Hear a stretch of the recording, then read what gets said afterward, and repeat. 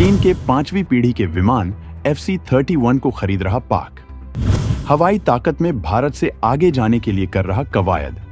तुर्की से भी पाकिस्तान को मिला है कान फाइटर जेट का ऑफर। भारतीय वायुसेना जल्द निकालेगी इस नए हवाई खतरे का तोड़। भारत को आसमान में पीछे करने के लिए पाकिस्तान चीन के दूसरे 5वीं पीढ़ी के विमान FC-31 को खरीदने का फैसला ले लिया है। इसके लिए पाकिस्तान इतना आगे निकल चुका है कि वो अपने पायलट्स को इसकी ट्रेनिंग भी दिला रहा है। अगर ये विमान पाकिस्तानी वायुसेना में शामिल होते हैं तो इससे भारत के लिए चुनौतियां बढ़ सकती हैं, क्योंकि ये विमान रडार की पकड़ में नहीं आता है और भारतीय वायुसेना में अभी तक 5वीं पीढ़ी का कोई विमान नहीं है। हालांकि भारतीय वायुसेना में 4.5 जनरेशन का राफेल विमान है जो बेहद ताकतवर है, लेकिन फिर भी वायुसेना को 5वीं पीढ़ी के विमानों की दरकार है। सरकार इसके लिए स्वदेशी विमान एमका की योजना पर काम कर रही है, लेकिन इसके आने में पूरे 1 दशक का वक्त लग सकता है और इसी वजह से पाकिस्तान को उम्मीद है कि वो चीनी विमान के दम पर भारत से कम 15 सालों तक हवा में आगे रहेगा। लेकिन भारत इस नई चुनौती को देखते हुए कोई बड़ा फैसला ले सकती है और फिलहाल जब तक एमका तैयार नहीं होता तब तक के लिए कोई विमान खरीदा जा सकता है।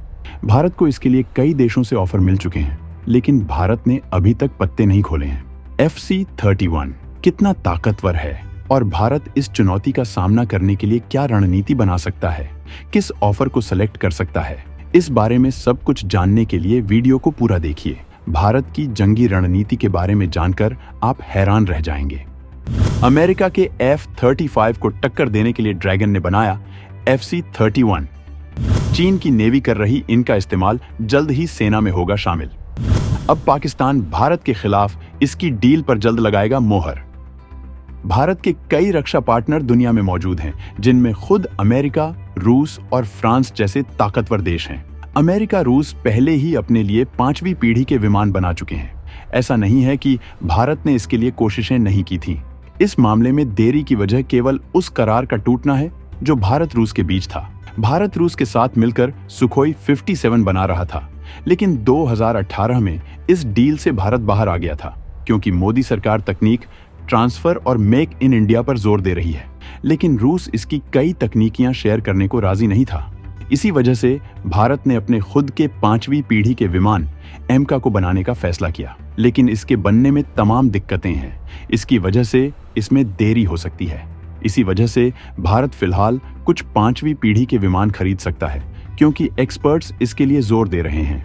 इसके लिए भारत को रूस पहले ही ऑफर दे चुका है, जबकि अमेरिका भी भारत को विमान दे सकता है, लेकिन इसके लिए जद्दोजहद करनी पड़ सकती है, क्योंकि भारत ने S-400 मिसाइल सिस्टम खरीदा हुआ है और अमेरिका ऐसे किसी देश को अपना F-35 विमान नहीं देता है जो रूस के S-400 सिस्टम का इस्तेमाल करते हैं। खुद नाटो देश तुर्की को अमेरिका ने इसी वजह से इस प्रोजेक्ट से अलग कर दिया था, जबकि फ्रांस सुपर राफेल तैयार कर रहा है और भारत इसमें भी शामिल हो सकता है।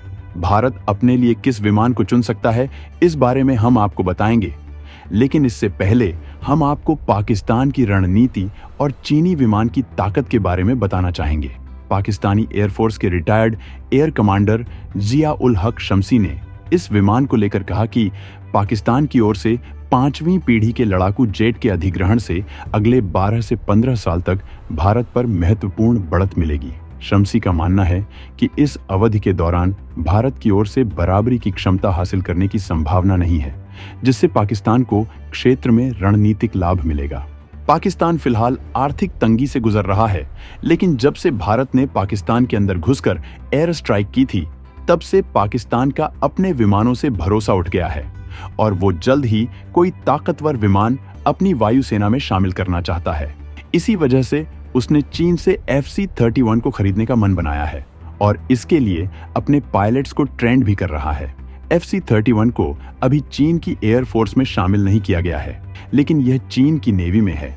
अगर ताकत की बात करें तो ये भारत के राफेल के मुकाबले पिछड़ जाता है और 5वीं पीढ़ी के विमान होने के बाद भी चीन को भारत के राफेल विमानों का खौफ सताता रहता है। अगर दोनों की तुलना करें तो J-31 को एक ही पायलट उड़ाएगा। J-31 को 56.9 फीट लंबे इस लड़ाकू विमान की ऊंचाई 15.9 फीट है। टेक ऑफ के समय अधिकतम वजन 28,000 किलोग्राम है। यह 1400 किलोमीटर प्रति घंटा की रफ्तार से उड़ान भर सकता है, जबकि राफेल फाइटर जेट को 1 या 2 पायलट उड़ाते हैं। यह 50.1 फीट लंबा और 17.6 फीट ऊंचा है। टेक ऑफ के समय इसका वजन 24,500 किलोग्राम होता है। यह 1912 किलोमीटर प्रति घंटे की स्पीड से उड़ सकता है। J-31 की कॉम्बैट रेंज यानी हथियारों के साथ यह 1200 किलोमीटर है। अगर बीच में फ्यूल मिले तो ये 1900 किलोमीटर तक जा सकता है। ये 52,000 फीट की ऊंचाई तक उड़ान भर सकता है, जबकि राफेल की कॉम्बैट रेंज 1850 किलोमीटर है। अगर रिफ्यूलिंग हो जाए तो ये इतनी दूर और जा सकता है। ये 51,952 फीट की ऊंचाई तक जा सकता है। J-31 से थोड़ा ही कम है, लेकिन भारत पाकिस्तान के इलाज के लिए कोई बड़ा सौदा कर सकता है, जिसमें वो रूसी या फ्रांसीसी विमान को चुन सकता है। सुखोई 57 के लिए भारत को रूस ने दे रखा है ऑफर। फ्रांस के सुपर राफेल में भी भारत कर सकता है हिस्सेदारी।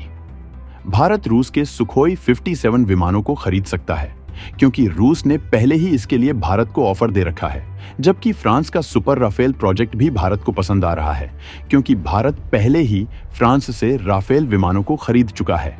अमेरिका के F-35 में तमाम मशक्कत करनी पड़ सकती है, जिसमें देर हो सकती है, जबकि रूस और फ्रांस पहले ही भारत को अपने विमान देने को तैयार हैं। हालांकि सुपर राफेल अभी प्रोसेस में है, जिसे बनने में वक्त लगेगा, जबकि सुखोई 57 तैयार हो चुका है। सुखोई 57 एक double engine stealth multi role लड़ाकू विमान है, जिसे शुरुआत में 1999 में बनाया गया था और ये रूसी सेना में शामिल होने वाला पहला स्टील्थ विमान था। 2009 में इसके डिजाइन को मंजूरी दी गई थी और इसकी पहली उड़ान 29 जनवरी 2010 को हुई थी। जुलाई 2017 में T-50 को Su-57 नाम दिया गया था और 2020 तक रूस ने 32 फाइटर जेट बना लिए थे। ये मल्टी रोल वाला लड़ाकू विमान हवाई, जमीनी और समुद्री लक्ष्यों को निशाना बना सकता है। ये स्टील्थ टेक्नोलॉजी से लैस है, जिसकी वजह से इसे रडार से नहीं पकड़ा जा सकता है। इसके अलावा इस लड़ाकू विमान में बहुत सी ऐसी क्षमताएं हैं जो इसे बेहद भयंकर बना देती हैं। Su-57 इलेक्ट्रॉनिक उपकरण ले जा सकता है, जो ड्रोन मदरशिप के रूप में काम करता है, जो ओखोटनिक S-70 जैसे घातक ड्रोन को कंट्रोल करता है। इसका स्टील्थ सिस्टम इसकी पूरी बॉडी में फैला हुआ है और मिसाइलों के साथ साथ बमों को इसकी बॉडी के अंदर रखने के लिए डिजाइन किया गया है, यानी हथियार इसकी बॉडी के साथ बाहर नहीं लटकेंगे, जैसा दूसरे फाइटर जेट्स में होता है। Su-57 में के H-38 मिसाइलों और बमों की एक सीरीज लगी हुई है। इस विमान की पेलोड क्षमता बाकी विमानों से बेहद ज्यादा है। ये विमान भारत की सुरक्षा को बेहद मजबूत बना सकता है, क्योंकि देश पहले से ही रूस के S-400 मिसाइल डिफेंस सिस्टम का इस्तेमाल करता है।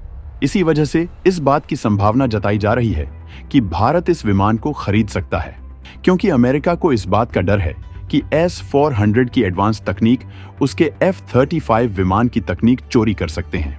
इसी वजह से वो F-35 को इस डिफेंस सिस्टम से दूर रखता है। हालांकि भारत फ्रांस के सुपर राफेल में इंटरेस्ट इसलिए दिखा रहा है क्योंकि भारतीय वायुसेना पहले ही राफेल की ताकत देख चुकी है, लेकिन सुपर राफेल के बनने में वक्त लगेगा, जबकि सुखोई 57 तैयार हो चुका है। तो दोस्तों, भारत की जवाबी रणनीति पर आपका क्या सुझाव है? कमेंट में जरूर बताएं।